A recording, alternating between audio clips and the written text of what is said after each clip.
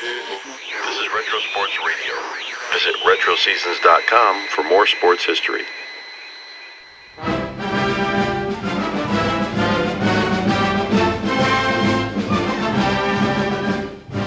Your United States Air Force presents Big Moments in Sports. Municipal Stadium, Cleveland, December 24th, 1950. The Toe wins another pro football championship for the Browns. This is Harry Wismer bringing you a big moment in sports history. What you are about to hear is a dramatic recreated account of a never-to-be-forgotten sports event at the peak of its power-packed action. It's a story that has been and will be retold as long as people talk about sports. But first, before we turn back the clock, here is Bill Reddick with a message from the United States Air Force. Young men, here is opportunity with a capital O. Your chance to go places faster. Be an airman in the United States Air Force. The Air Force offers unparalleled opportunity for men between the ages of 17 and 34. If you qualify, you'll receive the finest technical training from top experts. Training in such jobs as radar, administration, medical assistance, hydraulic and mechanical equipment, maintenance, and transportation. You'll gain top experience, the kind that produces experts, that gives a man self-confidence, and enables him to go places faster. Remember, too, you earn while you learn, and you'll be gaining the respect and esteem of the entire country. Yes, the future looks brighter in Air Force Blue. See your nearest Air Force recruiter as soon as possible. Secure your future and go places faster in the United States Air Force. Now back to Harry Wismer. One of the most powerful football dynasties ever built is the handiwork of a balding genius by the name of Paul Brown. This slightly built, nattily dressed individual has rolled up a series of pigskin victories from Massillon High to Ohio State to Great Lakes and finally the Cleveland Browns in the National Football League. That should rank him as one of the truly outstanding football coaches of all time. They have said for years that Paul Brown has called every play of his teams from the bench. How his guards shuttle in and out from the sidelines to the field before and after every play is well known to football fans everywhere.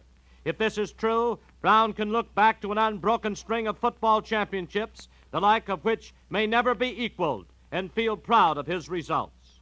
When the All-American Conference was organized in 1946, Paul Brown's hand-picked team, composed of such stars as Otto Graham, Marion Motley, Lou Groza, Max Speedy, and Dante LaValle, just to name a few, dominated the league and ran roughshod over all opposition to wrap up 4 championships in a row.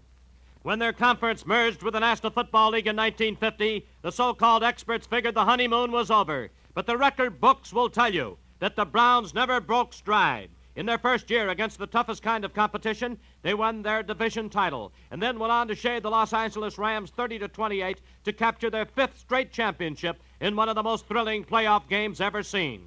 In a startling finish, the Browns came from behind to win the contest in the last 20 seconds. When the Los Angeles Rams came back to Municipal Stadium in Cleveland on Christmas Eve, it was their first visit since they had headed west after winning the 1945 Conference Championship. Few members of that 1945 squad remained, but Bob Waterfield, the great quarterback, was still the big star.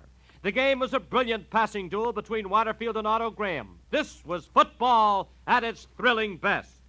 The very first play of the game brought the fans to their feet. Right after the opening kickoff, the Rams scored a touchdown. Waterfield fired a long pass to Glenn Davis in the first 27 seconds of play, and the former West Point star galloped 45 yards to pay dirt. Waterfield's boot made it 7-0, and the Cleveland fans sank back in gloom, expecting the worst. The Browns, however, couldn't afford the luxury of worrying. 6 plays after the next kickoff, they had tied the score. The tie didn't last very long. The high-flying Rams came right back. An 81-yard drive in 8 plays put them up front 13-7, and another Waterfield conversion made it 14-7. The second period just meant defending different goals. The crossbars looked the same no matter what end of the field they were on. In 8 plays in this period, the Browns rolled off 65 yards for touchdown number 2, with Graham passing to end Dante LaValle for 35 yards to make it 14-13. Cleveland trailed by 1. Then something happened to set the stage for the unbelievable tension that would come later in the game. On the conversion attempt, the pass from center was high. Tommy James, who held the ball for Lou Groza, couldn't get it set in time. Thinking quickly, he got to his feet, dashed a few yards to the right, and threw a hurried pass into the end zone to Captain Tony Adamley. It reached his fingertips, but fell off. That miss was a big difference, as the first half ended 14-13. And as the game progressed, it seemed to grow greater and greater. Cleveland barged into a 20-14 lead early in the third quarter, but every new score encouraged the opposition to come right back. And that's just what the Los Angeles Rams did. Waterfield uncorked 3 great passes in succession to place the ball on Cleveland's 17. And from there, Dick Horner carried 7 straight times, finally pulling it over from the 1. The point-after touchdown put the Rams in front once again, 21-20. After the kickoff, it looked like the Browns were once more on the march. On their own 20, Marion Motley took a wide pitch out from Graham. He roared around his own left end for 8 yards. Then cornered, he turned and tried to find an opening. He was tackled hard and dropped the ball. A Rams end scooped it up on the run and made for the goal line. He avoided tacklers who had shots at him and just made the touchdown marker, stumbling across for the score. Another kick by Waterfield, and the Rams had a breather, 28-20. But, as I said before, one score brought on another. An intercepted pass on Cleveland's own 35 provided the springboard from which the Browns came right back. Graham completed 5 passes to the glue-fingered Lavelli to move the ball to the Los Angeles 47. It was 4th down and a yard to go for a first down. Graham never hesitated. He took the gamble and carried the ball himself, sneaking through to the 40 while the crowd shouted as though he had tied the score. With 14 yards separating his team from the goal line, Graham passed to Rex Baumgardner in the end zone. It clicked. Peerless Otto had come fighting back. Rosa kicked the extra point, but Cleveland still trailed 28-27. That missed conversion had come back to haunt Paul Brown like a giant white ghost. Now, before Big Moments in Sports brings you in detail the thrilling account of the closing minutes of the Pro Championship game between the Cleveland Browns and the Los Angeles Rams, here is a message of interest to all young men who want to go places faster. Young men, are you interested in electronics, mechanics, jet propulsion?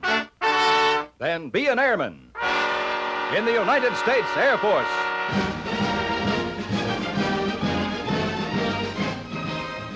Whatever your preferences, you'll find the right spot for you as an airman in the Air Force.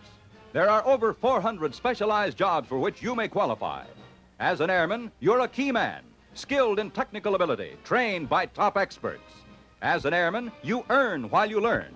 And the Air Force offers you other important benefits. Retirement plan with pension, the chance for world travel. You'll advance as high as your interest and ability can take you. Yes, your future will look brighter in Air Force Blue. If you're between 17 and 34, see your Air Force recruiter now. You'll go places faster in the United States Air Force.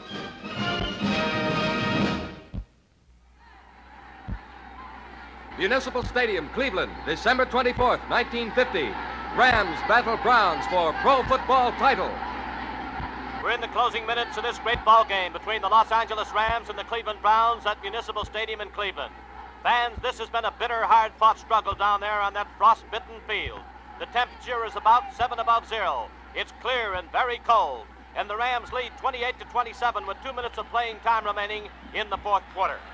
Cleveland was on the march a few seconds ago. They were deep in Rams territory, but the ever-reliable Graham fumbled the ball after picking up 7 yards through the line, and Los Angeles recovered on their own 22. This could be the end for the Browns, and a lot of folks think they've had it. Time has been called. Bob Waterfield, the great Rams quarterback, is over at the far sideline talking to his coach, Jumbo Joe Steiderhar, getting last-minute instructions to carry back to his teammates. Now, time's back in. Los Angeles ball on their own 22, and they go into punt formation with Waterfield back. Only a minute 48 seconds remain in the game. The ball is snapped, and Waterfield gets off a high spiraling boot slightly over to the right. It drops on the Browns' 20-yard line, rolls to the 15. Cliff Lewis, Cleveland safety man, picks up the ball. It streaks for the far sideline. He's up to the 20, the 25, the 30, where he is hit by a whole host of Ram tacklers and brought down.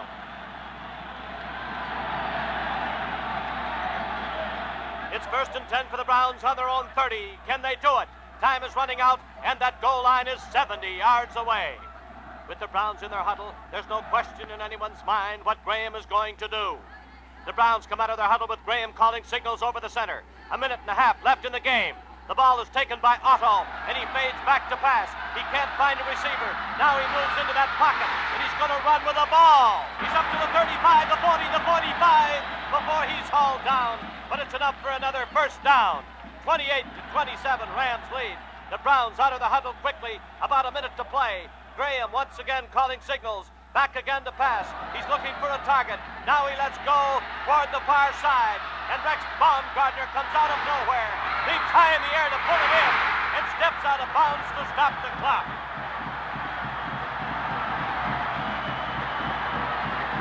Another first down for Cleveland on the Rams' 30-yard line. 50 seconds to go, and the ball is placed 15 yards in from the sidelines. Browns ball, first and 10 to go. Out of their huddle quickly, Graham once again takes the ball and looks for a receiver. He can't find one and throws it off to his left, incomplete. The Rams are now arguing that Graham intentionally grounded the ball, but the officials refuse to see it that way. 43 seconds to go, and the Browns do not even go into a huddle, but come up with an unbalanced line with Graham at quarterback. There's the snap, and a jump pass to Dub Jones is complete at the line of scrimmage. He's down to the 25, the 20, the 15, before he's brought down by Stan West, the guard for Los Angeles. Another first down for Cleveland. The Rams just can't seem to stop those passes of Graham. Time is running out with the ball on the 15-yard line. 33 seconds to go. Once again, the Browns line up. Graham wastes no time. On a quick opening play, Otto goes off tackle to his right, picks up 4 yards, and Cleveland calls time. The ball is resting on the Rams' 11-yard line, directly in front of the goal post, with only 28 seconds left in the game. Now Graham is looking toward the Cleveland bench, and Luke Rosa is coming into the ball game. The toe comes running on the field. The offensive squad for the Browns lead, throwing their helmets in the air and slapping each other on the back. Everything now depends upon the big toe of Rosa. Rams lead by 1 point, 28-27, 28 seconds to go. The teams line up once more. The pressure was never greater. With the Pro Championship of the world, the much sought-after prize. Time's back in. Signals are being barked. Tommy James is back to hold the ball for Groza, with his knee resting on the 16-yard marker. The ball is snapped. It's a good pass from center. James has it, sets it down. He's getting good protection. Groza draws back his foot, boots it. It's up in the air. The referee throws his hand straight up. It's good. Final score, Browns 30, Rams 28, and Cleveland rides to victory on the toe of Lou Groza once again.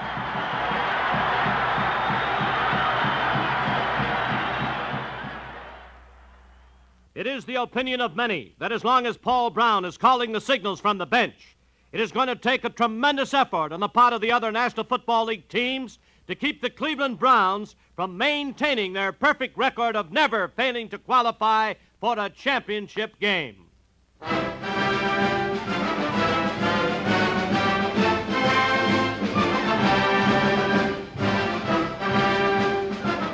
Big Moments in Sports with Harry Wismer is directed by Gene Kirby, written by Arthur Suskin Jr., and presented by the United States Air Force in cooperation with this station. This is Bill Reddick speaking.